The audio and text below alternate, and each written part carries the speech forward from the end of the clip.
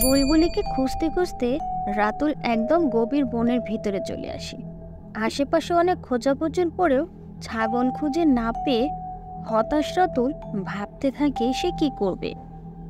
চাচা চাচির ভয়ে বাড়িও ফিরে যেতে পারছে না। আর এদিকে পুরো সন্ধ্যা নেমে আসায় বনের পশু পাখি সব বনে ফিরে আসে। এসেই রাতুলকে তারা দেখতে পায়।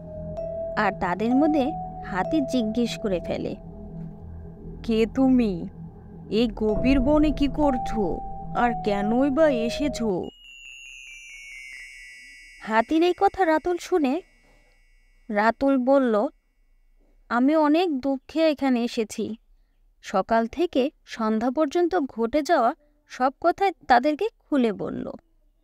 পশু পাখিরা সবাই রাতুলের কথা শুনে অনেক দুঃখ প্রকাশ করলো। আর হাতি বলল, তুমি আজ থেকে আমাদের সাথেই থাকবে, কোনো ভয় নেই তোমার। এই কথা রাতুল শুনে ভাবতে লাগলো, সে পশু পাখির সাথে কিভাবে থাকবে। হঠাৎ করেই একটা ফুল থেকে পরি বেরিয়ে এসে বলল, তোমার কোনো ভয় নেই রাতুল, তুমি আজ থেকে এই পশু পাখির সাথে এই বনেই থাকবে। আমি তোমার দুঃখের কথা শুনেছি, আর তোমাকে আমি সেই থেকে দেখেই আসছি।